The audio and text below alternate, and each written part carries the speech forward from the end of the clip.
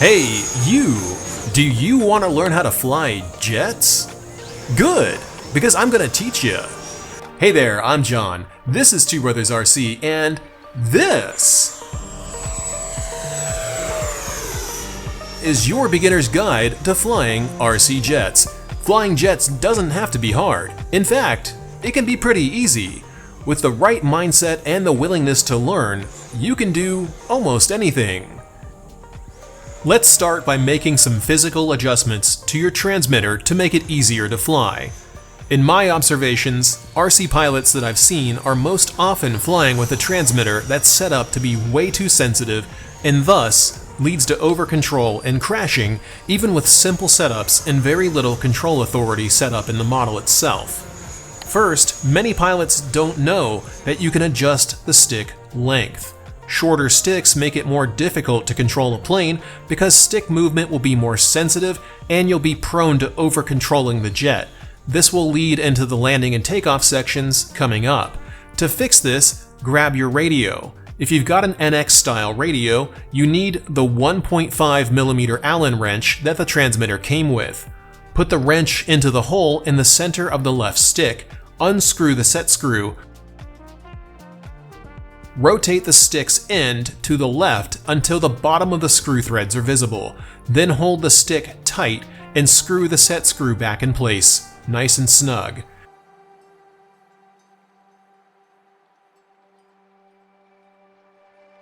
Do the same thing to the other stick to get them to be the same length.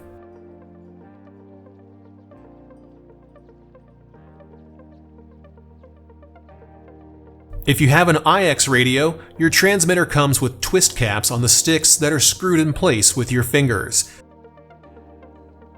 Simply hold the bottom plate and twist the cap left to remove it.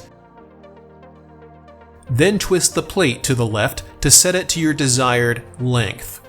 Be careful moving it too far, as you need about 3 to 4 millimeters of exposed thread on the stick for the caps to hold tight. After you adjust it, screw the cap back on nice and tight. I suggest using a dab of blue Loctite on the threads to keep the stick firmly in place.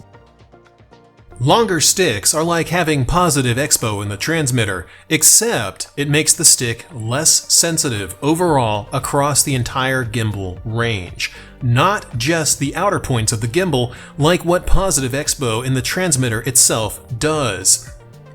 Short sticks, however, are like negative expo across the entire gimbal range. They make flying way more sensitive and touchy than it really has to be.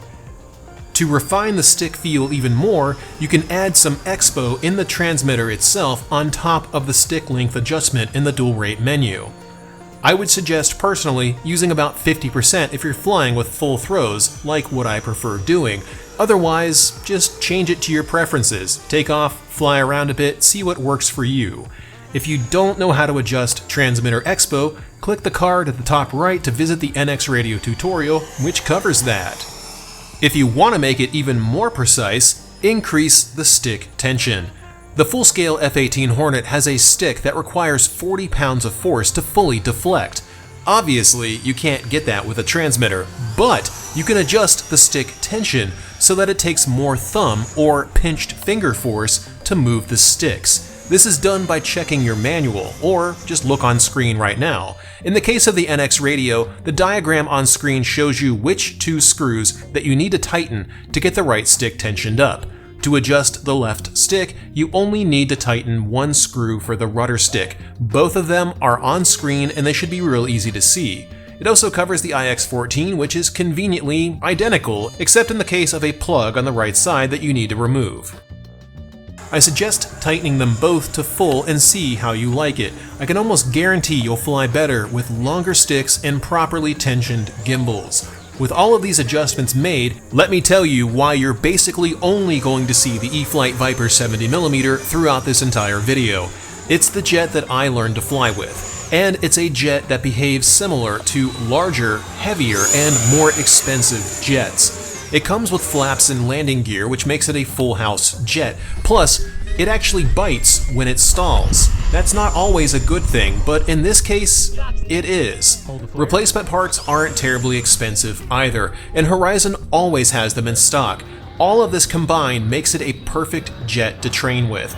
It's not a beginner jet, but it is a great trainer platform that can do all sorts of aerobatics and has a consistent, predictable stall that's similar to how bigger and more complex jets will stall.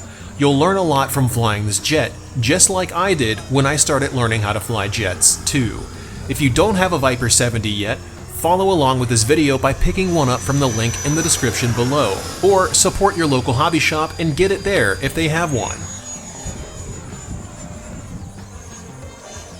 Now let's go ahead and move on to learning how to actually fly jets. We all know that the most important part of learning to fly is learning to land, but we need to cover takeoffs first, because without learning to take off, you're gonna crash.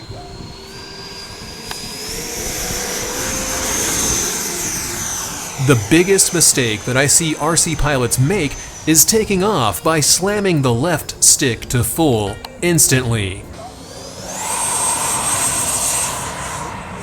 Now, this does work better on grass, I'll grant you that, but if you're flying from pavement, you're going to risk taking off in random directions, because this puts more weight on the nose wheel and makes it act like a tail dragger that wants to swap ends. So it goes wherever it feels like going until the wings can generate enough lift to begin flying and get the weight off of the nose. Basically, it's a recipe for disaster. So, how do you take off correctly? Aside from not pegging the throttle, the correct way to take off is to slowly advance the left stick over the course of a few seconds until you hit full. You don't even need to take off with full throttle on pavement as a general rule of thumb. Watch any of my takeoffs on TwobrosRC and you'll rarely see me use full throttle when I do. That's because pavement doesn't resist the rotation of the wheels, unlike grass, so you can rotate with much less throttle input and save battery power for the actual flying you want to do. Next up, it's important to learn the pattern. What's the pattern, you ask? Well, it's that image you're looking at right now, using our club as an example. Starting from rotation, you begin to climb into your departure phase of flight, then you turn and maintain altitude in the downwind leg. From there, you make your decision on when to turn and descend to initiate the base leg of the flight.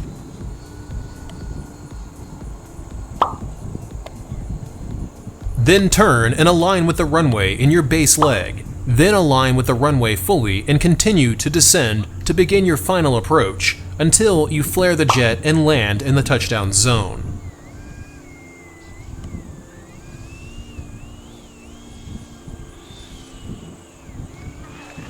There's a lot involved to this and it sounds technical, and honestly, it is. But a pattern approach is something that you should master to get better at flying overall. Yes, these are toy airplanes, but they're also real. Ask anyone who's paid out of pocket to replace them after crashing one. So, let's go through this again. From takeoff, climb briefly and begin to turn into the departure. Rudder work and aileron work and elevator work are all essential here. Climb and turn to align perpendicular with the runway in the downwind phase of the pattern. The decision point to turn to your base leg requires practice to know where you need to be in order to not overshoot on the final approach. So, turn and begin to descend to initiate the base leg. Then turn again and continue descending on final approach. This is the most critical phase of flight.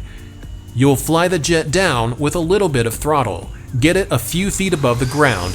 Throttle to idle as you approach the runway, gently pull the elevator to flare the jet and land it on the mains. Take off again and repeat this over and over. Spend at least one battery doing nothing but touch and goes. Try and emulate what you see me doing on screen the entire time. Yes, that includes the altitude control that you're seeing here. So here's how you master the pattern. I'll use RealFlight to demonstrate so you can see my sticks as I do this in real time. Make sure that you're flying with the Viper 70 from E-flite. It's the older paint scheme, yeah, and it doesn't quite fly exactly like it does in reality, but it's close enough for this demonstration. First, take off, depart, keep an eye on your altitude. The more altitude the aircraft gains, the faster it will approach the landing at the same decision point that you make to turn. Notice how flying the pattern here is pretty tight, with me hitting the runway every single time in the same general touchdown zone. This is because I'm watching my altitude. The higher the aircraft goes, the more you have to push the nose down. Pushing the nose down means that you generate more airspeed by losing altitude. If your altitude during your turn to the final approach is too high, you're going to have to bleed off a ton of airspeed, and you should go around. Another mistake RC pilots make is not going around. If it looks bad, it is bad. That's a good rule of thumb. You can always go around and try again. So here's what I mean about altitude. I'm purposely going way too high and trying to land in the same point on the runway that I previously did before. I can't though, because I gained way too much airspeed, so the plane will float to the end of the runway. Now, one thing that RealFlight doesn't do is simulate stalls very well. You can't exactly get the Viper to turn this tight without risking a stall, but it's still good practice to use your rudder more than your ailerons and avoid pegging the elevator to keep it from stalling. Anytime your flaps are dropped, your plane will stall easier with elevator input as a general rule, but it can also fly slower with thrust as long as you're not pushing the nose up too much. You get a feel for it after a while, and you'll know when the jet will and won't stall with enough experience on the sticks. Let's talk a little more about stalls. So, you might have just heard me mention that RealFlight doesn't simulate stalls very well. The Viper is notorious for its wing drop in a stall, which is often violent and accompanied by a spin. RealFlight unfortunately just can't simulate this, at least not without tons of tweaks to the model and possibly even to the physics engine itself. Compare this high alpha pass with the Viper 70 to trying it in reality. And notice, it ended up in a tree after stalling. It did fall down eventually though.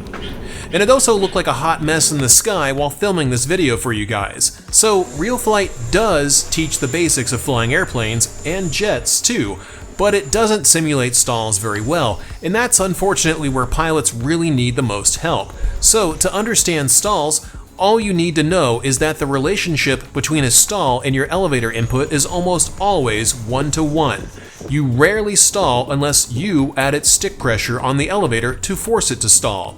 An airplane doesn't stall just because it ran out of airspeed, it stalls because the air flowing over the wings is interrupted. It's the difference between moving your arms back and forth in a pool with your hands held flat out in front of you and keeping yourself afloat with the lift that you're generating by moving your arms, versus trying to do it with your palms held vertical. You can't. Your hands are literally stalling when you try moving them against the water while they're vertical, so all they do is generate a ton of drag without actually creating any lift. Same goes for airplanes. Make sense now? It doesn't even matter how fast you're going. Every wing will stall at a specific angle of attack, meaning the angle at which it meets the oncoming wind, no matter how fast it's going. You can go Mach 3 and still stall a plane. All you gotta do is break airflow over the wings, and it stalls. Watch your elevator input and use gentle inputs on the stick, especially when you're flying slow or when you've banked the wings in a turn. These are the most likely situations where you'll find yourself stalling a plane. To recover from a stall, just let go of the elevator, add opposite rudder if a wing dropped, and add elevator smoothly as the wings begin to fly again.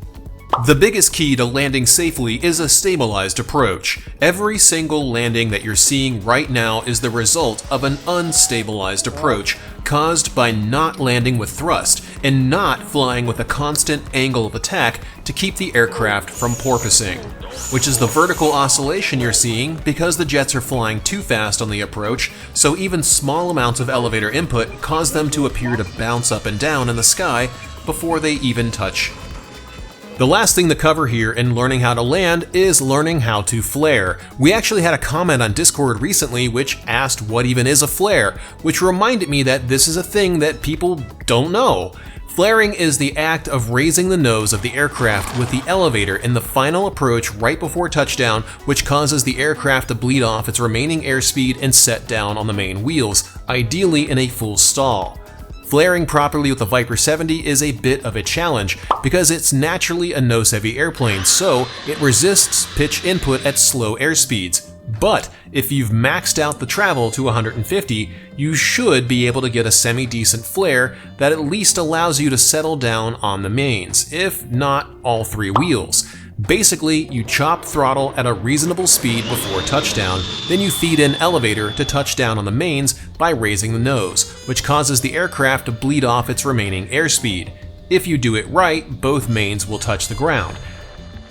If done wrong, you'll climb and drop a wing, but you're right above the ground anyhow, so nothing bad will really happen. Flaring correctly takes a lot of practice, and it's actually much easier on other aircraft that I feature on the channel. So if you can do it with the Viper 70, you can do it with just about anything. Let's wrap this up with why you should pick the Viper 70 as a jet to learn with. I know most people would think, get a Habu. The problem with a Habu is that it only teaches you how to fly a Habu. It doesn't really stall, and it doesn't have any flight characteristics that larger and more complex jets have. So getting a Habu to learn how to fly jets is like getting a tricycle to learn how to ride a bicycle. Yes, you still pedal a tricycle, but it doesn't fall over when you stop pedaling and go too slowly, which is identical to how a Habu handles versus a Viper, because a Viper will stall, and that's why it's a great trainer jet, because it trains you to learn how to avoid stalling, and you learn to land because the jet doesn't tolerate floating forever. And that's it for this guide on how to approach jets as a beginner. I hope this info helped you out, and let's recap everything so you know what to expect. First, make sure that you've adjusted your stick lengths. Give longer sticks a chance. If it doesn't work for you, there's no shame in that. Change them to whatever length you prefer after you test it out. I also highly suggest using more stick tension, though it's all personal preference. I have yet to find one person who hasn't flown better and had more fun with stiffer, longer sticks. Definitely fly the Viper 70 if you want to improve as a jet pilot, and if you want to learn the basics of flying bigger jets, which I highly recommend that you do because it's a lot of fun. And that's basically it. If you want to learn more about flying jets, hop on Discord via discord.gg/TwobrosRC for real-time help. Post vids of your flying and we'll tell you how to improve. Before we wrap this up, huge thanks goes out to our channel members on TwobrosRC.com/supporters. A very special thanks, as always, goes to our mega fans, Sarasota RC Squadron, Michael Smith, JR Man, Todd, and N411X, along with our ultra fan, TBRC fan. You guys kick so much ass, like always. Coming up soon will be the Freewing 737 versus E-flite Airbus A320 tier ranking. That's a big lot of words I just threw out there. You've seen them both on the channel, but which one is better? Find out next Saturday. See you guys next week.